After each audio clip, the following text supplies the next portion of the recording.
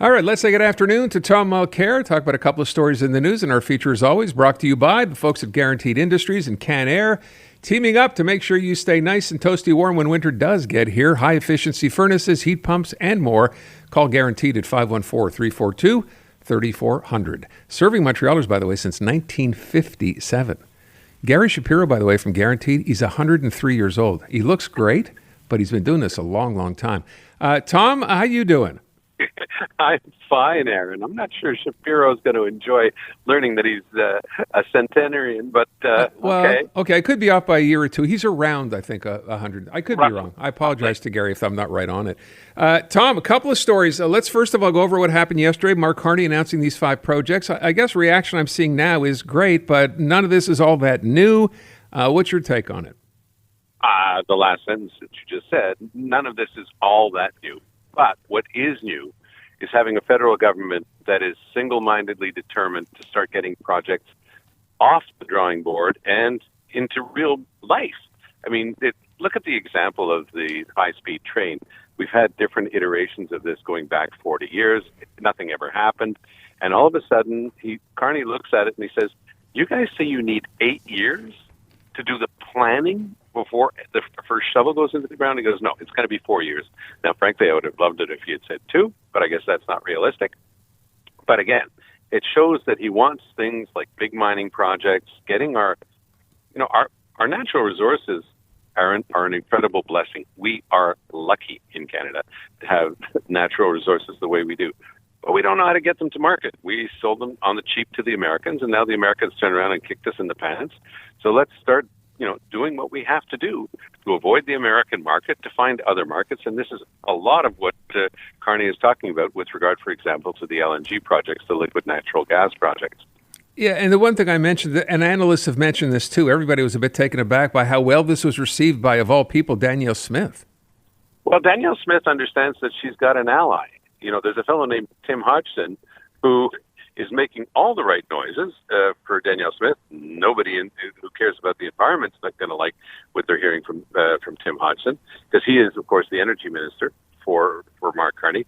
But he was saying today that they're probably going to get rid of this cap on emissions during the production of oil and gas. So this was a big bone of contention between Trudeau's planning and, of course, his environment minister was Stephen Guilbeault, and he wanted to put a hard cap on how much you could produce in terms of greenhouse gases. Well, to the extent that Carney has completely abandoned any pretense of respecting our international obligations under the Paris Accord to reduce greenhouse gases, he's just going all in. So if Danielle Smith gets what she wants on that, everybody in Canada who cares about the environment is going to be very upset with Mr. Carney, and the Liberals are going to have lost a lot of the shine of that great name that they've always had, Liberal, because a lot of people are just not going to believe them anymore on this. By the way, to prove how tricky this is for a new prime minister like Carney, he's well-liked, he saved the Liberal Party, managed to win the election, but within the caucus, in the past week, the caucus itself has formed a new group within caucus, calling itself the Environmental Caucus. In other words, people who disagree with the complete scrapping of the environmental rules, regulations, and standards. Yeah. And by the way, Mr. Carney talks about results, but he doesn't care about goals anymore. So when you have an obligation under the Paris Accord to reduce a certain amount, and you have no intention of doing it anymore, you've completely abandoned the fight against climate change on Canada's behalf. Let me bring something up, and I heard this from Jim Ennie earlier. I had not heard or seen Francois Legault talking about this, but he mentioned that he brought this up, I think, in a Radcan interview or on 98.5 FM in the French side, of dipping into the Green Fund, which has been around forever. Yeah, he said that on the Radio Can today, yeah. So, I mean, this is basically taking a fund set up for the environment and he said there's over $1 billion in it and using that money for other purposes. Oh, there's a heck of a lot more than $1 billion. Is there? There's $1 billion a year goes into it. No, there's a lot of money in that pot. And, of course, he's been doing such an abysmal job of managing the economy for the province. We've got a huge deficit. He's heading into an election in a year. And he said straight up, I told Bernard Drinville, he's his lap dog that he's just told, you're the environment minister. Your number one job, start tearing up all the environmental rules and making sure they don't apply anymore because they're too annoying for me. And so he said straight up, oh yeah, I've told him to go into that fund and start giving a break to hard-pressed Quebec taxpayers. Well, Quebec taxpayers are hard-pressed because, of course, Mr. Legault doesn't know how to manage anything, and the spending in the province is completely out of control. Now he says he's going to start firing civil servants, but he hired 20,000 new ones since he got elected the first time 7 years ago, much like Trudeau did in Ottawa. So I want to move from that, if I can, squeeze as much as I can in here, Tom.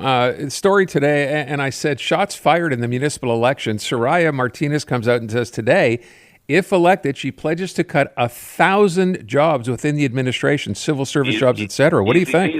Easy peasy. Of course. I mean, just look at all the things that they've larded on at City Hall that has nothing to do with running a city. They've got entire branches, departments. They've got committees. They've got the, without even talking for 1 second about the choices of the names for the 5 metro stations on the Blue Line. Do you know how long that committee took to come up with those 5 names? I'm not joking. It took them 5 years. Did it really? Yeah, one name a year. Isn't that amazing? That's insane. So this is Valerie Plante's administration. Oh, my God. And this is what I've been trying to, explain to people. I mean, you talk to anybody, and you and I both know people at the highest level of the tourism industry in Montreal.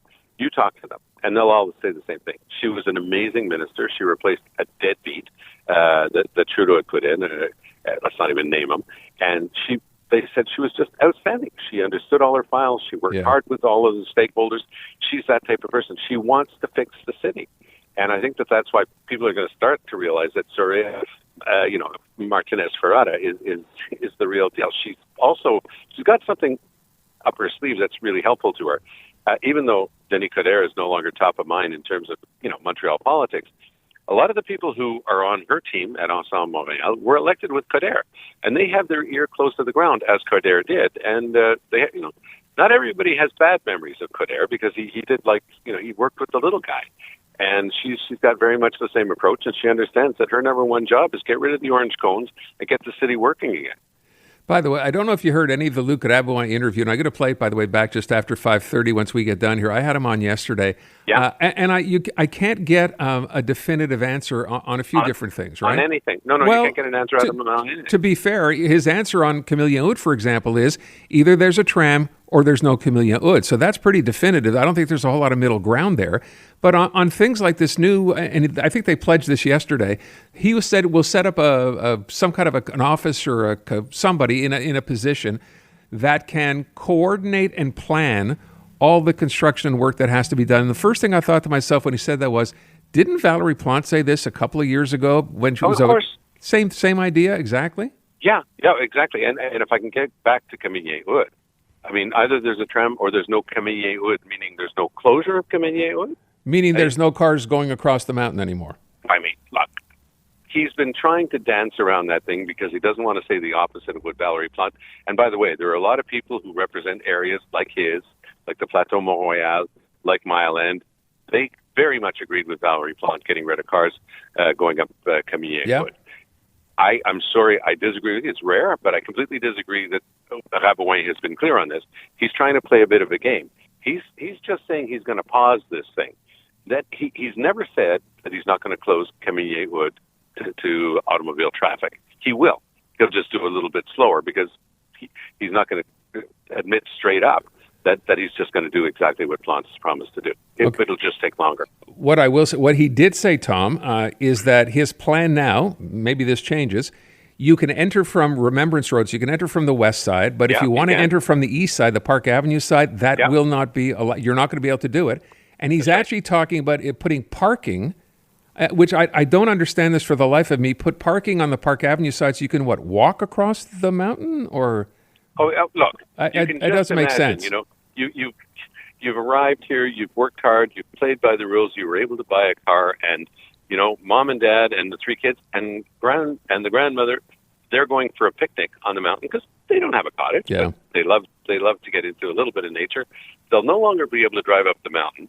Or as one of the geniuses from Projet Montréal said, they could always park at the Royal Vic and walk up the mountain. I believe that was said. Alex Norris.